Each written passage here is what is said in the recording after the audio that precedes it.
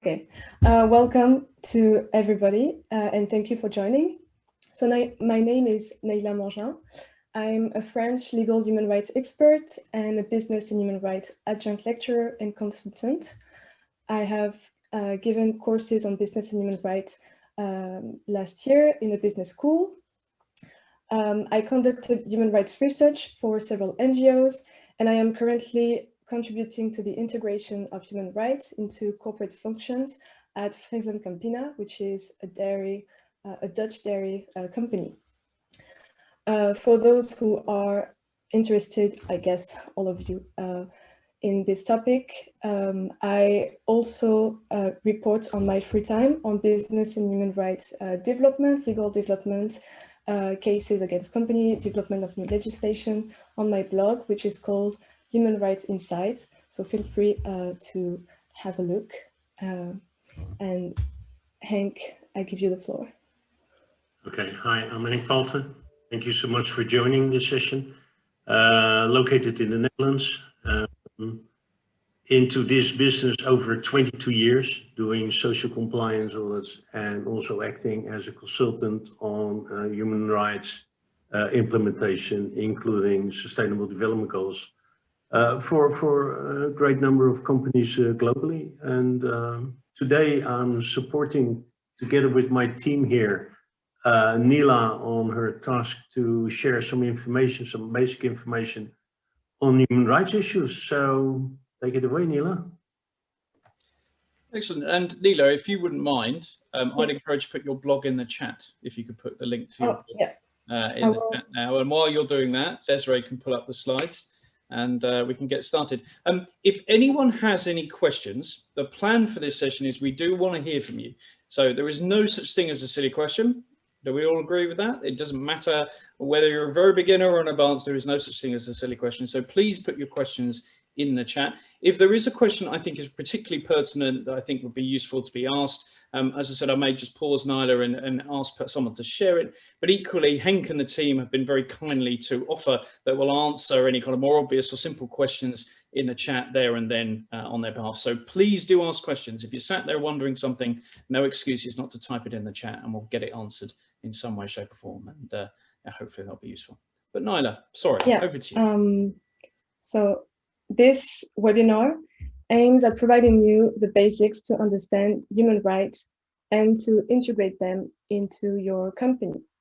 My presentation will be divided into 3 parts. The first one being, okay, what are we talking about? What are human rights? Then why are we talking about that? How can businesses adversely impact human rights? And next question, what do we expect from businesses? So Desiree, if you can go next, please. Yeah, so we are working in collaboration with Henk and Javi on this presentation. So, human rights, what are they? You can go next. Thank you. So, human rights. Well, there are rights, simple, and there are rights we have because we are human. Very simple. You are entitled to them. Your neighbor is entitled to them. Your worst enemy is entitled to them. We are all entitled to them. They are inherent to all of us from birth, regardless of nationality, age, religion, ethnic background, or any other ground, except for boldness. Bold people, not sure. Henk, you said I could use this, so. Human rights are indivisible, interrelated, and interdependent. What does that mean? It means that one right cannot be fully enjoyed without the other, and that protecting and respecting one right will have positive effects on other rights. For instance, being paid a living wage enables you to afford housing, food, medical care. On the contrary, very low wages lead to poverty, which is one of the causes of child labor. At the international level, human rights were first enshrined in the Universal Declaration of Human Rights, which is probably the human rights document that you know about. It was adopted by the UN in 1948. In 1966, the UN adopted two very important conventions, the International Covenant on Civil and Political Rights and the International Covenant on Economic, Social, and Cultural Rights. Those three documents, the UDHR, ICCPR, and ICSCR, constitute what we call the International Bill of Rights. So I advise you to read those documents. Maybe we will be able to put on the website the link to all of them, because those documents, contain a lot of rights, and I'm sure they contain more rights than you would think of. For instance, did you know that we all have a right to leisure and rest? Maybe very useful in some cases to remember. Next slide, please. So next to the UN human rights system, we have the International Labour Organization, which I'm sure you're familiar with. The ILO formulates minimum standards of basic rights, basic labor rights. Among the 190 conventions adopted, 8 of them are fundamental because they are covering topics that are considered to be essential principles and rights at work, namely freedom of association and collective bargaining, abolition of forced labor, elimination of discrimination, and elimination of child labor. You have 8 core conventions covering 4 topics, so you have 2 conventions per topic. So when we talk about business and human rights, it is very important for you to remember that we are not just talking about labor rights. We are referring to all human rights contained in the International Bill of Rights and the 8 core ILO convention. And this is a minimum. The minimum is Bill of Rights, 8 ILO convention, but it's really not limited to labor rights. That's really the point here to remember. Next slide, please. So now that we have discussed what are human rights, and I want to explain to you what is business, why are we talking about this? Well, as you know, business can do good, and unfortunately, business can also do wrong. And here we are going to focus on the wrong. Next slide, please. So businesses can have negative impact on human rights in 3 different ways: through their own operations or through their business relationships. Businesses can cause the impact, businesses can contribute to the impact, or they can be directly linked to the impact. Businesses can cause the impact. For instance, take a textile company that is forcibly evicting communities to build a new factory. Wrong. Second, businesses can contribute to the impact. Our textile company imposes unrealistic cost targets and delivery timeframe on its supplier, company B, and as a result, well, this company B is kind of obliged to pay its employees below legal minimum wage and compelling its employees to do excessive and unpaid overtime. Wrong. Finally, businesses can be directly linked to the impact. Our textile company A supplies cotton from company B, which is buying this cotton from company C, which uses forced labor to harvest it. Wrong. So business and human rights requires to look beyond what is going on at the company level, and it also requires to analyze the influence the company has on its business relationship. Next slide, please. So what are we expecting exactly from companies besides just saying, okay, please do not wrong and do good? Next slide, please. The most authoritative instrument at the international level is the UN Guiding Principles on Business and Human Rights. You may have heard of it. There are 31 principles that were adopted exactly 10 years ago, universally endorsed, directed at state and companies that clarify the duties and responsibility to protect and to respect human rights in the context of business activities, and to ensure access to effective remedy to affected people and communities. The UNGPs are divided into 3 pillars. First, the state's duty to protect, which requires states, for instance, to adopt legislation protecting rights, such as law prohibiting to just throw into nature industrial waste, but also to investigate and prosecute people in case of violations. Second, and I will get into more detail in a second, is the corporate responsibility to respect. And then third, we have victim access to remedy, which requires, for instance, to reduce barriers faced by victims when they are trying to get justice. Victims may face a lot of barriers, such as lack to legal counsel, cost, lack of legal grounds to sue companies, delays, corruption, and so on.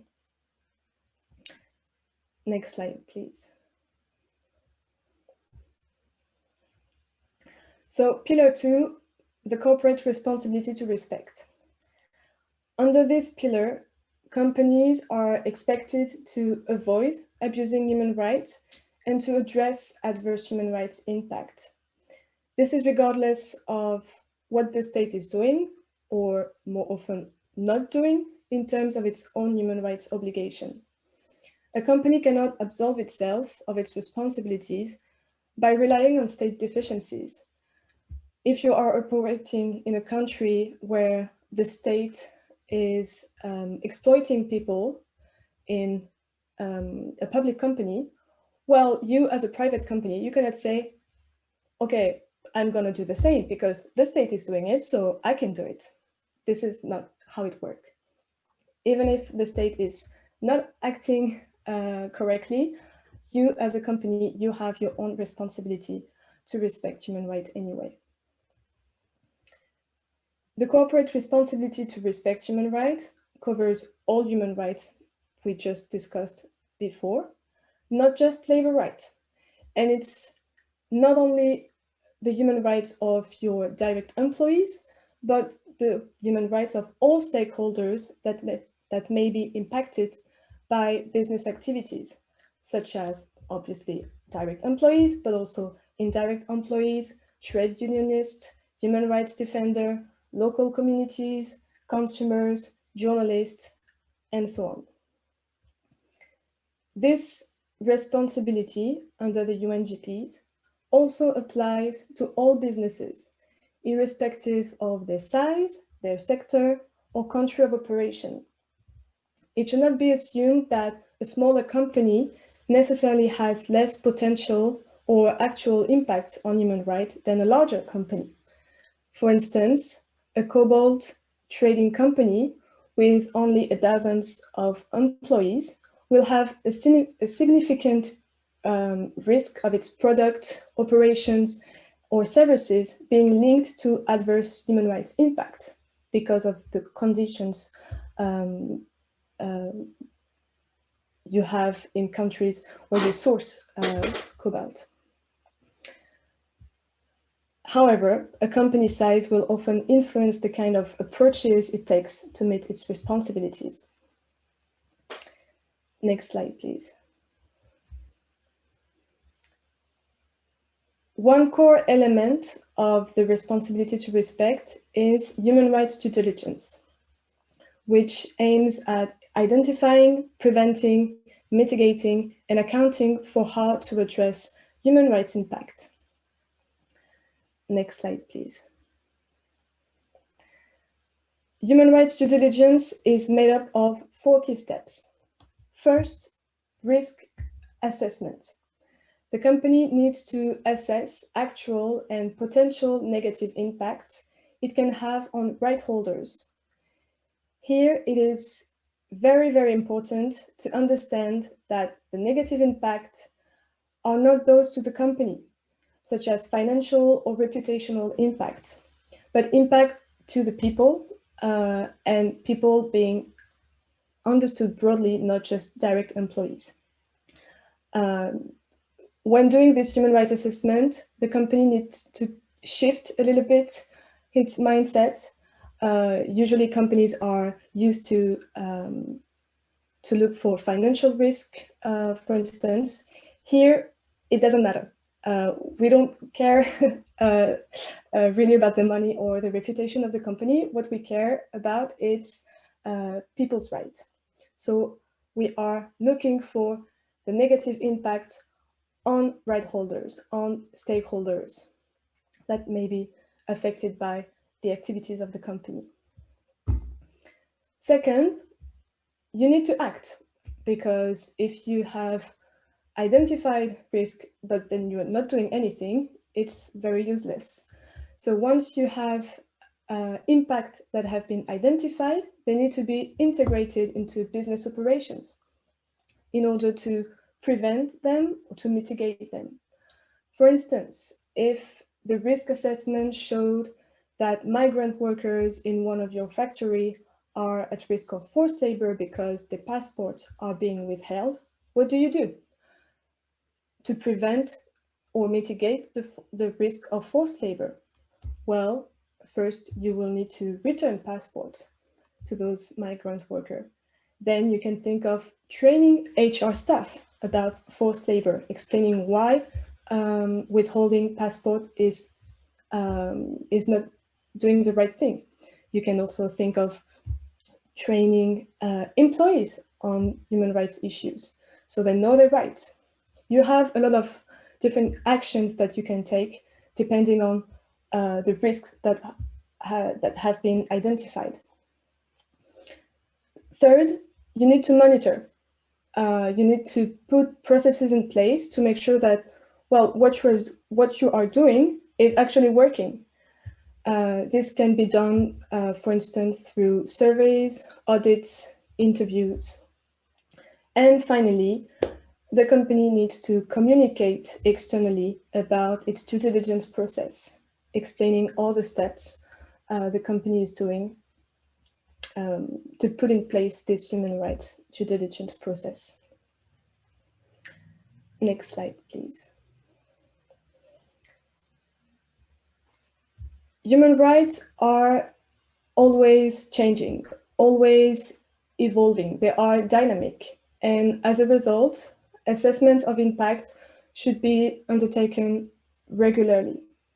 Prior to new activity or a new relationship with a new supplier or a new contractor, prior to major decisions or changes in the operations, such as market entry, product launch, policy change, in response or in anticipation of changes in the operation environment, such as rising social tension, and periodically throughout the life of an activity or relationship. Human rights due diligence should be drawn on internal and or external human rights expertise. Within a company, it cannot be done by one person because it requires the collaboration, the expertise of different functions, such as HR, procurement, audit, legal. So you need to work together within the company in order to fully integrate human rights.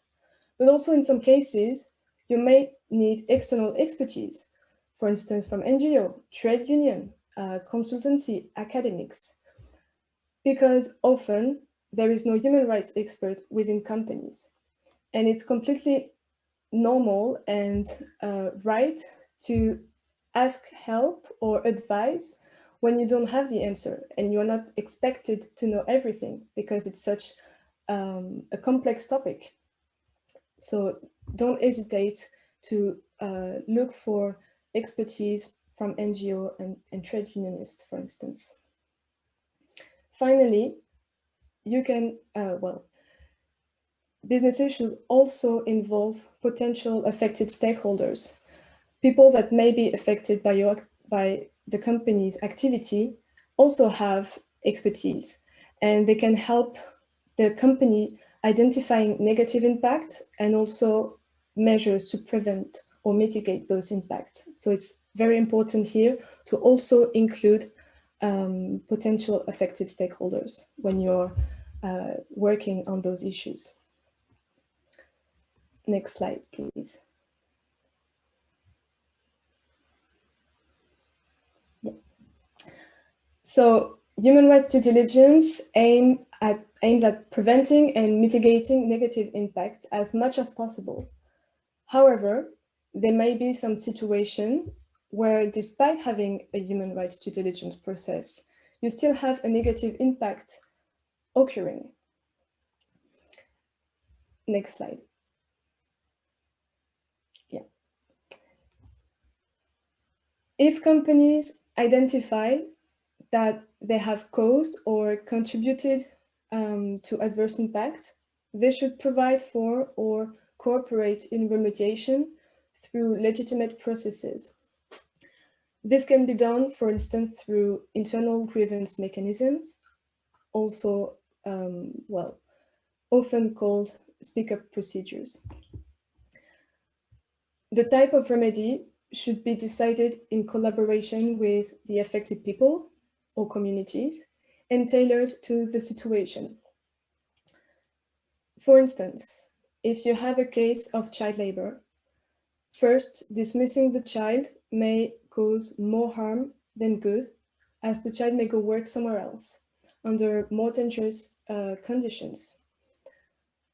Because if the child is working, it's because there is a need for that. So if you're just dismissing the child is still in need of money, so he will just look somewhere else, and this somewhere else may be more dangerous for him. So it is very important to understand why the child is working. What are the roots of him working? Is it working because one of his family member is jobless?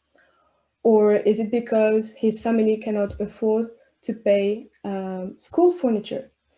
Even if education is free, you still have, in some cases, to pay for stuff. It can be school furniture, clothes, or catering services. So depending on the cause, the remedy will vary. Employment can be provided to the jobless member of the family, or school furniture can be provided. The appropriate form of remedy will largely depend on the wishes of the child and his family. Next slide, please. So some of you may ask, okay, that's quite a lot. Is everything compulsory, or what are the sanctions? As I said before, the UNGPs are universally endorsed principles.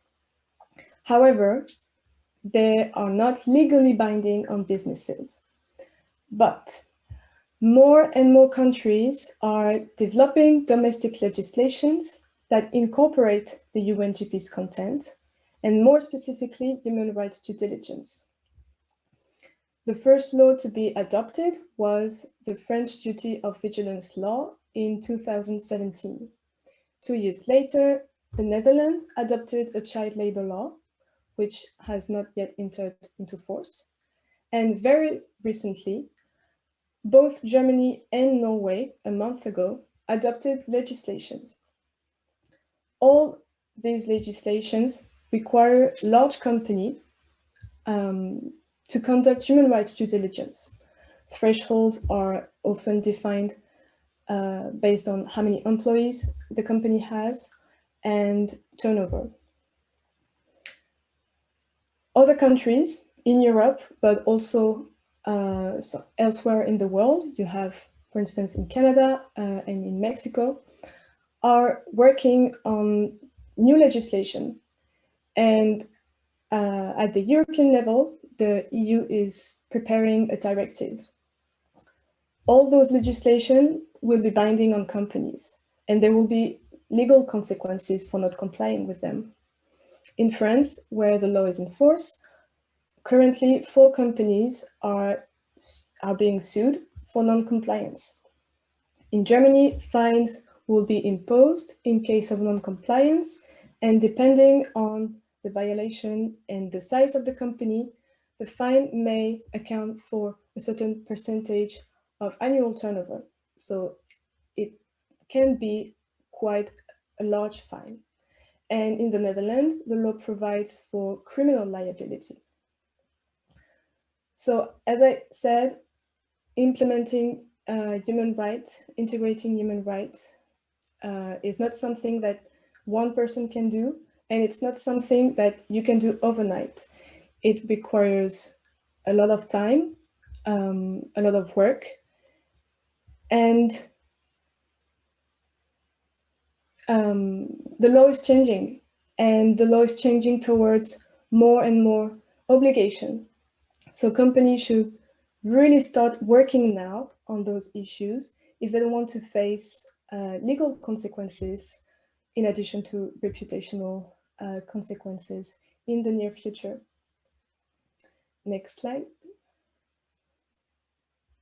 So we can support you integrating human rights into your company with the following. Thank you for your attention. Excellent. Thank you, Naila. That was fantastic. And lots of great questions to tackle and lots to go through. And I apologize for dumping a million links into the chat all of a sudden. One thing we will do is we will save the chat and go through any links or any information that people have shared and try to package it up and obviously anonymize it and send it back to all of you. Again, with the slides, we'll make sure that, I presume, Naila, you're happy to have the slides shared with everyone that's tuned in. Yeah, that's great. But it was really good, a really good overview of that. So lots of questions to go through, and I sense many of them are from people who understand the importance of human rights. It's more about how to practically apply it. That age-old question of, okay, so how do we be sure of what's happening in our supply chain on human rights, and how can we realize if human rights is that we've got no issues in the human rights, and often challenge whether you should actually think that at all. You should actually try and think about finding them rather than wondering if you can ever get to know human rights issues. But I think there's one question that I picked up that I think has come up a few times is, how do you use certifications? How can you use certain tools to actually try to get to some level of certainty about human rights adherence in the supply chain? And I think that's also linked to that question of how do you actually, what tools can you use to really understand deeper into your supply chain? What can you rely on practically in your business? So any thoughts on that, Naila? Yeah, I think trade unions are, it's not a tool, but they know what is going on. So having strong relationship with, first of all, respecting trade unions' rights, and also having really strong connection with them is already a big step, because trade unionists on the ground knows probably better than you at the office about what is going on the ground. You can also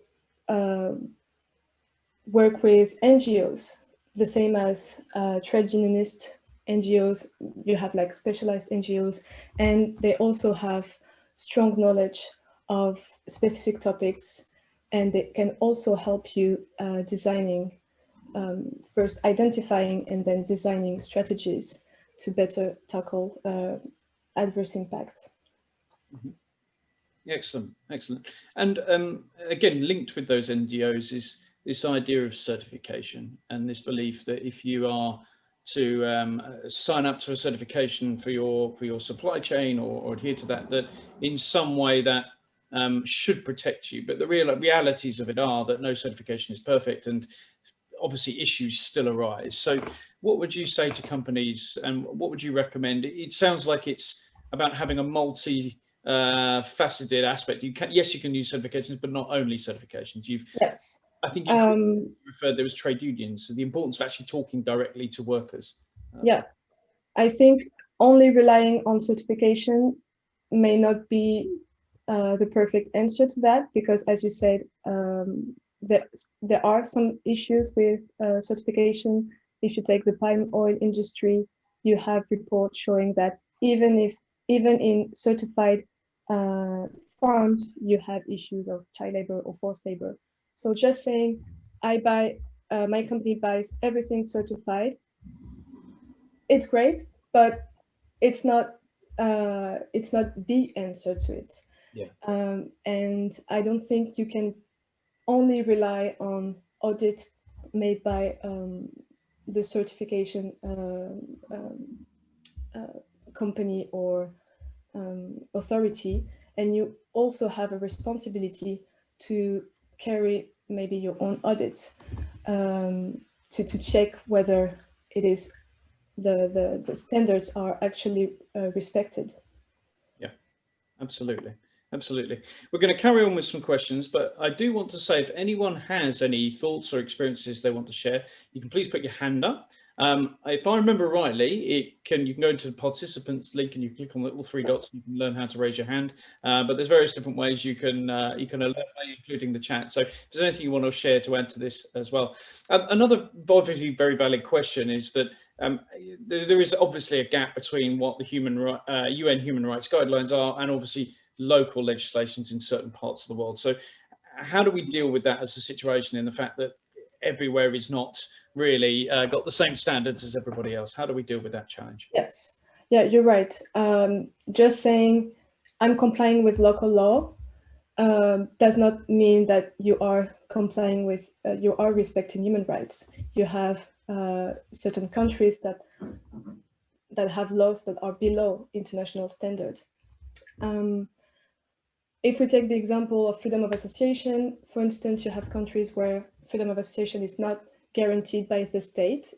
You might have places where it's prohibited to have a trade union. You can always find some ways to circumvent the prohibition, for instance, by allowing employees to elect representatives. This will not be a trade union per se, but employees will still have some representation. So you're right. Always remind yourself that local laws don't necessarily comply with international standard. Yes. Excellent, thank you. And I just wanted to sort of ask the question about, certainly from a procurement perspective, because obviously we are a procurement pledge, and most of those people listening in are going to be obviously liaising with procurement professionals, or they are procurement professionals. So what do you think in a busy life of a procurement professional who has to deal with everything from the contracting negotiation to climate change and risk and everything else that's involved in it? When it comes to human rights, and they can't be an expert on everything, what would be your recommendation for a procurement professional? What sort of simple things can they do to make sure that they're on top of this? Where can they go perhaps as well? I think having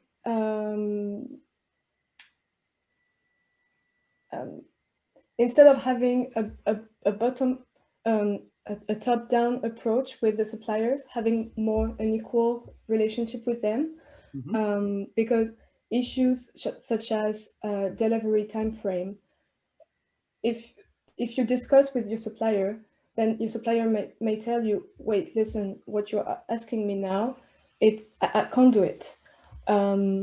So maybe more discussing with the suppliers the terms of the contract in terms of price, delivery time frame, to make sure that you are not indirectly you're not contributing to negative impact. As I said in the example, if you're setting very low prices and an unrealistic delivery time frame, this will have an impact on your suppliers' employees.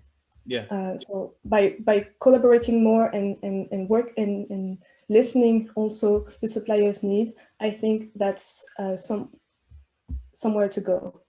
Exactly. It's almost that understanding of the unintended consequences of making certain business-related decisions, of saying, well, I don't care, I want it now and I want it tomorrow, and or whatever it may be. It's the education for procurement that it can be the case. If you push in certain places, then it bulges in other places, and you end up with other different types of risk that could be even more for your brands. It's understanding in certain scenarios, depending on what they're buying and what regions they're in, pushing in certain ways can create problems in others. So that's a very, very, very good, very good point.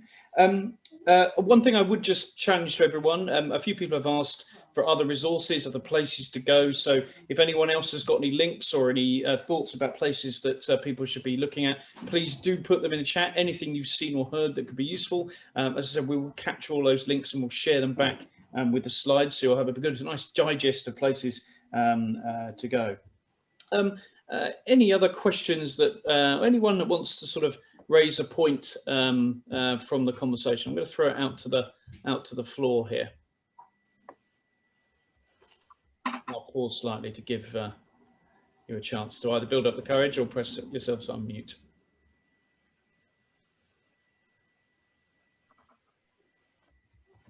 Anyone? Sorry, I had one. I put it into the chat. It was about SEDEX. So as a company, we have a prerequisite that all suppliers are registered on SEDEX and have their SMETA audits when they're due. But what I was asking in the chat was, is that enough to guarantee that human rights are being adhered to the standard of UN or respective countries that they're supplying from? Or should we be doing more than that? I think SEDEX is like a certification. It's a good start, but you always should look closer. Starting with high risk, maybe suppliers or suppliers operating in high risk countries. Yeah, I think it's a good start, but you cannot just say, okay, all my suppliers are on SEDEX, so no risk, nothing to do. And I think many here would also reflect on the growth of worker voice and really understanding what the person who has the rights, the human, the actual workers, what they think. I think I always find it quite interesting when companies claim that they've impacted the human rights positively of X people, and then those people have never actually been asked whether they've actually been helped. It's just been assumed because they're a number in some sort of training or something like that, that they've had their rights improved. I think finding a way, often using technology, to be able to get the feedback directly from those workers to really understand whether those human rights have been adhered to, because they're the only people who can really tell you whether that's true or not, I suppose. So yeah, there's an increasing number of tools out there that are available for that, and indeed SEDEX is absolutely one of them. Can I add a little bit on SMETA, on the SMETA? We do a lot of SMETA audits, and what we're doing with the companies that are registered on SMETA, that is where we do the audits. And the first question that we ask when we do a SMETA audit is, what have you done to recognize and to mitigate and remediate any violations of human rights? So that question has a huge impact on those companies that are SMETA registered. Those companies, they have worked on their own internal systems, but they are not that far that they go into their supply chain and taking in account human rights. And with the human rights, of course, you get all the 30 points there where they have to tell something about. And that is where it sticks. So when you go to your own supply chain, but you want to go deeper into the supply chain, so not only your first tier, and we are trying to persuade them to go to the second to the third tier to understand their complete the supply chain. And that is where we see that is the experience that we have for quite some time. Of course, there are very good companies that have done up to tier 25 or something like that, but most is stick with tier number 1. And the answer is that we get, because that is one of the questions, is it sufficient? Because what you do is you ask your suppliers by having them filled in a questionnaire. Do you recognize the human rights issues and no discrimination? And everybody sign. But if you go deeper and to ask what they have done, what they have written, and did they have a process in place where you can check that, where you can help them to put it in place into companies.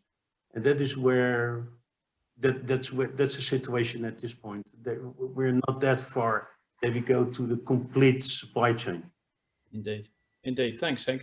And I think a good point on that is the realization that, I mean, let's be honest, years of audit and years of bombarding your suppliers with increasingly digital large questionnaires fundamentally does not drive change. And no. So you need a more, and admittedly a more scalable way of actually really deeply understanding. Again, I often reference Philips in this instance, and Henk, I'm sure you know them well, but the realities are that their mindset of actually saying we will reward suppliers for telling us when they find things that are wrong, rather than just punishing them when we discover that they've done something. I think that mindset shift of encouraging your supply chain to work together with you to reveal the frankly obvious issues that there will be deep in that supply chain, I think is a good mindset.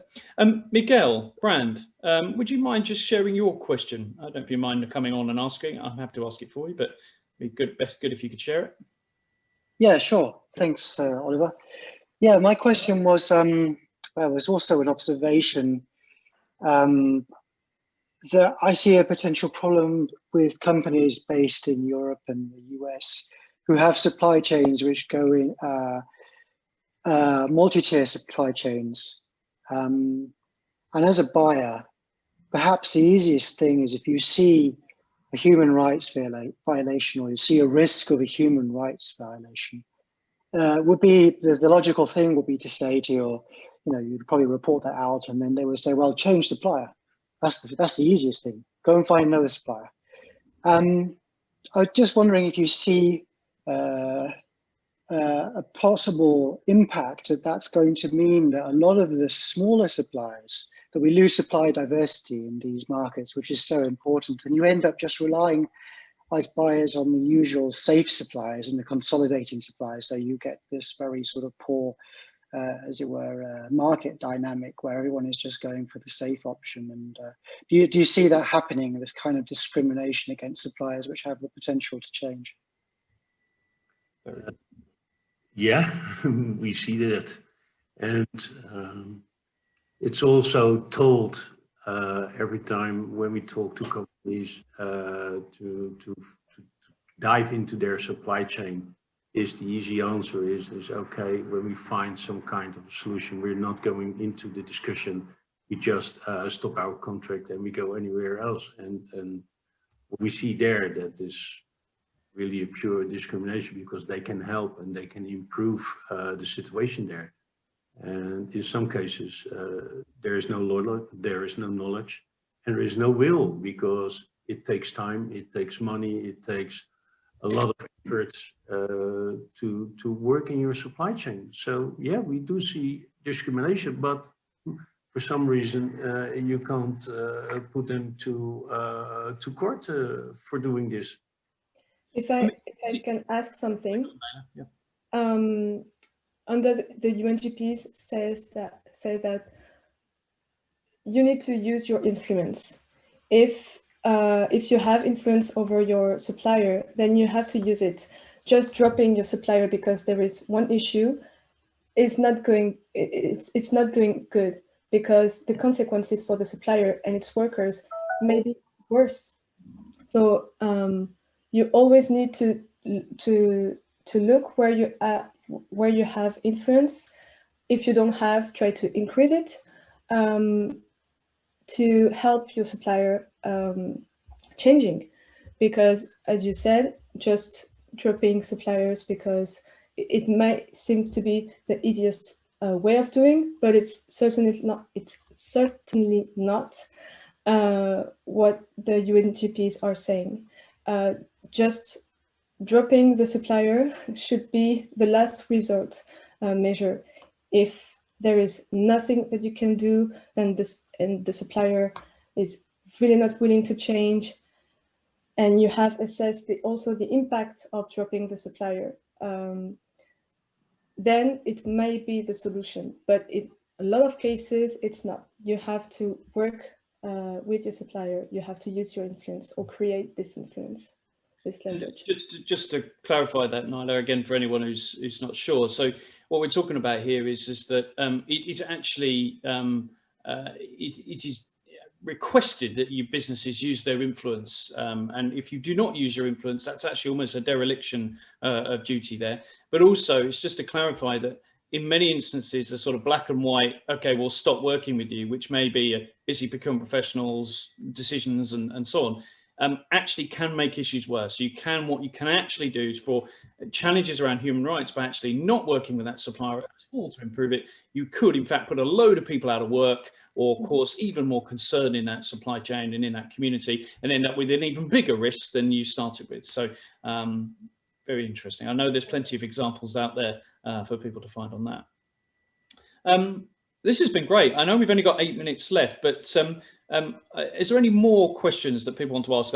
There is so much in the chat, I can't even possibly go through it, which is amazing because we can capture it all, put it all together and filter it and anonymize it and feed it back to all of you. Oliver, so I've seen 2 hands up for a while. Sonia, I think it is, and Bill. I think Sonia, they both had their hands up for a while.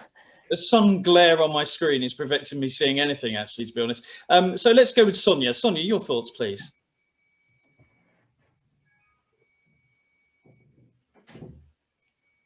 You can unmute yourself. There we go. I don't know if there's several Sonias because I didn't actually raise my hand. I mean, there you go. You've got it. Ideas to actually, and explain from my own experience in those factories. But so if there's another one, then perhaps it's another Sonia. So no, that's fine. You're definitely the one talking, and you're definitely the one with the little blue hand. So I think we've got the right Sonia, but that's fine. That's fine. Bill, have you done it by accident, or are you willing? Have you got something to share? No, I'm going to come back to the point you raised earlier, Oliver, and it's in all the chat. It's about the vagueness of the standards. Is it, just to repeat what's in the chat, is it local law? Is it the company headquarters law? Is it the company's regional headquarters law? Is it some unspecified, specified or unspecified NGO? And then assuming you do find something that doesn't quite comply with one of those, the remedial actions are complex and tricky and difficult.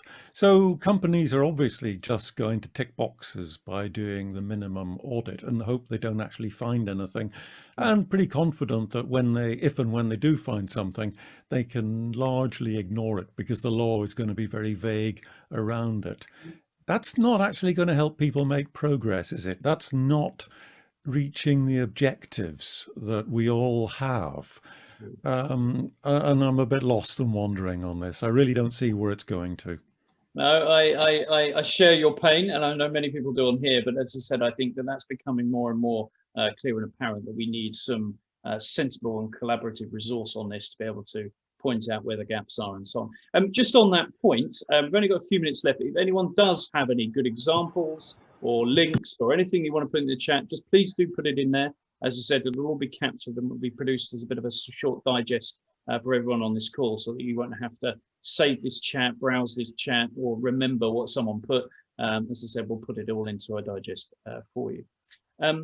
Any other thoughts? Any other hands? Belika, I think is how I pronounce it. Forgive me if I've got that wrong. Have you put your hand up by accident, or you...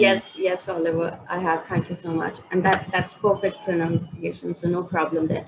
I actually work in this in the space of sustainability, and especially on the social sustainability side. I've audited small and medium suppliers in India. I'm based in India, And at times, the struggle is simply that even if they bring in sustainability, and for that matter, social sustainability, which is so intangible, they lose out on the prices. They cannot really bring in the cost benefits, and then they are dropped out by the buyers. So even if they make an effort towards becoming sustainable, they cannot compete with the price demand. And, so I really want to understand, as procurement guys, or, people who are operating in the core procurement space, do you have the premium budgets available to onboard such kind of, or to encourage such kind of small and medium suppliers to kind of embark on this journey and to actively be sustainable in fashion? A very good point, Ambilika. I completely agree. As I said, it'd be interesting to know if there are any people who agree with that, and whether there is a way in which you can actually reward and support those suppliers who are making these proactive steps. And as I said, the business case should be clear in the long run, but maybe not in the short term. Any reflections on that briefly before we finish? Yeah, I actually was reflecting on that a few weeks back, and I kind of inspired myself on something that Microsoft does, which they put a price to carbon for pretty much like some governments do. So basically they internalize the cost of carbon. That's usually not in the price of the product that you buy, but they charge their departments. They take it away from their budgets if they're buying a product that's not, let's say, carbon friendly. So that kind of creates a financial incentive for these departments to go out and find a more sustainable solution. And even if let's say the tag price is higher, but because Microsoft incorporates that carbon price, there is a financial justification there. So yeah, very good point. Tricky to kind of correlate carbon emissions and human rights in that respect, but I understand the point you're taking. Yeah. Increasingly, I think setting that standard for your and setting that mindset for your procurement professionals, that it's just you have to find the solution regardless of how diverse it is, and actually building that in is absolutely critical. If there's one thing that still reflects on the SPP for me, it's how many of the junior and mid-level procurement professionals have said, I'd love to do more on sustainability, but my procurement leaders won't let me focus on anything other than cost. And that still goes on quite remarkably. So something we're going to still have to overcome. I'm going to call it to an end there. Thank you very much. There is some awesome stuff in this chat. And thank you. That was a really good session. Great work to Naila. Thank you so much for putting this on. Huge thanks to Desiree, also, our ISPP team member who has inspired this and has actually made it happen and got the team together. Thank you also to Henk for your input as well, and really interested in learn more about your organisation. As I said, if anyone wants to learn more about these guys, as I said, we'll share the slides around. We'll make sure you get the links as well. Well, I'm going to go off and have a drink. I think I've sweated long enough in this sunshine. So thank you very much for all of you. Great session, great turnout, over 60 people in total. And yeah, if there's any final things you want to put in the chat before we stop, please do that over the next minute or so as we close down. But otherwise, thank you very much, Naila. Thank you very much, Henk. Thank you. Thank you for inviting me and for all the people who joined. Yeah. And good luck, and you did a fantastic job as well. Thank you very much. Thank you all. I'll see you again soon.